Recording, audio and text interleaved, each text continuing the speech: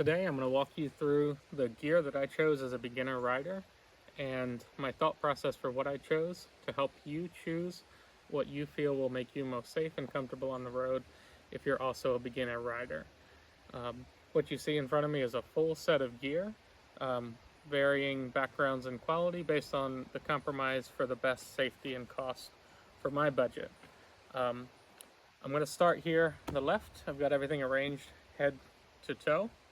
And we'll start with certainly the most important piece of gear, my helmet here.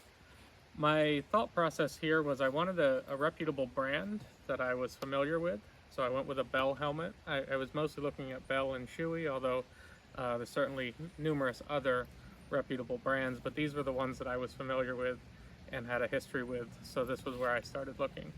And I went with one that had a minimum number of features. It does have the shade inside, in addition to the main face shield. You can see it's got a sunscreen that will drop down, and then a few vents on it, and that's about it. But the one critical thing you want to look for a helmet is you want to make sure something fits, and if you're in the US, you need to have something that's at least DOT certified. But what you also really want to look for is this ECE 22.06 certification. So what that means is it's going to protect your head from turning in the helmet, not only just from direct impacts. So you want to look for those two things, and then you want to pick a color that makes you look relatively visible. Although I wasn't someone that wanted to ride down the road looking like a highlighter. So you can see I chose gear that is maybe not as high visibility as some, but all based around the nice light colored helmet and the dark leather. So whether I'm in a bright environment or a dark environment, one of them will stand out. So moving on down, the next piece of gear I want to talk about here are these leather gloves. So these are motorcycle specific gloves, and I'll put a link to these and the helmet and all the gear in the description. But I wanted something that was just a standard soft leather glove. Nothing too crazy. I wasn't too worried about sliders and things like that. If I was going to be doing some more aggressive style riding, maybe I would look into that, but I was looking mainly for some simple protection and some flexibility where I'm a new rider and still getting used to the controls. I didn't want anything that was going to impede my ability to operate the motorcycle. So these are the Highway 21 Louis gloves. I'll put a link to them in the description. Very comfortable. I'm very happy with them. They do have some weird small markings on them. It's very subtle, but it has like the gear shift, the standard gear shifting, and then it has your hands labeled based on which one's the clutch and the brake. It's very subtle, so no one's really going to notice, but it's just kind of a quirky thing about them. But very comfortable. I have a large. They fit my hands very well. Very happy with that choice. Moving on down, one of the hardest things I had trouble picking out was my jacket. I was looking for something with a classic style and something fairly simple. And I went with this extra large motorcycle jacket from Milwaukee Leather. And I'm pretty happy with the styling. It's got a little bit more flair than I was originally looking for, but it's still a bit muted. And one nice part about this particular jacket is it actually will unzip, and you have smaller pockets within the outer pockets, which is really great for carrying like your insurance card or your driver's license, your wallet, some snacks, anything like that. It gives you a lot of extra storage without really feeling very overwhelmed with the storage on. It's got a few vents in as well, which I normally have been keeping closed because it's been a pretty cool summer here so far. So I can't really speak to how it does in the extreme hot or the extreme cold, but in the the mild summer that we've been having, it's been quite comfortable so far. It's even got a nice little collar on the neck that has caught a few bugs for me rather than hitting myself. So all in all, very happy with the Milwaukee Leather jacket. Coming on down to the pants, these are the Meta Armor pants. They're the black jeans, and they have the CE armor in the knees and the hips, and they are rated as A level of protection. When I was picking out pants, I wasn't so worried about the Armor itself, that was sort of what I considered a nice addition, but I was really looking for something that just had any sort of CE rating, because what I was concerned about was having pants that would not tear in the case of a slide.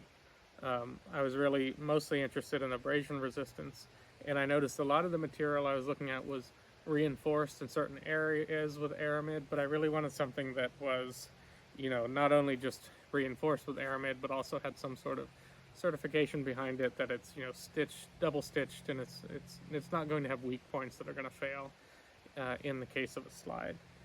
Fortunately, I've not yet tested it. They're reasonably comfortable. The took a little bit of time to get the knees adjusted to where I wanted them, but once I got them adjusted, the Armor All now sits pretty well on me, and I found these run about the standard size. The jacket, I ended up getting one size bigger than I normally get. I could fit in a large, but I got an extra large just so I had a little bit more freedom of motion. So if you're going to order the Milwaukee leather jacket, I would consider ordering one size larger, and then that gives you a little bit of room to layer and stuff in the winter. And then the final piece of gear I always wear is my Doc Martens. So these are not explicitly motorcycle boots, and this was the area where I decided to compromise so that I could get a higher quality helmet and jacket, and then compromise a bit on the boots. I already had these, they're a high quality, high ankle leather boot, so I decided that these were probably going to give me adequate protection for the kind of riding that I'm doing at this point in time. These are probably the gear that I would upgrade first when I'm ready to upgrade some gear. They work pretty well, they're comfortable, but again, I probably will go for something with a rating that stands behind them, just so I know there's some abrasion protection guaranteed. But so far they've given me good ankle support. A couple times when the bike has started to fall to the side and I've had to catch myself, I felt like I had a good strong reinforcement on my ankle, and that I wasn't going to have any sort of injury. So this is what I chose. There's certainly numerous ways to choose your gear. If you took a motorcycle safety class, I'm sure there was some discussion of gear in that, and I'm sure they told you to ride around dressed like a highlighter.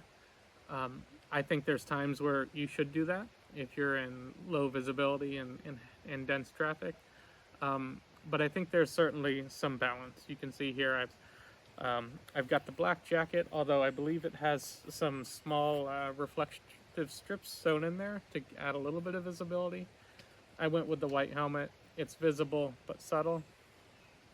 So all in all, I've been pretty happy with the gear selection I have here, and it fits the style pretty well for me, and then it goes with my motorcycle pretty well, which is a Triumph Speed 400. So it's all got that kind of classic leather look.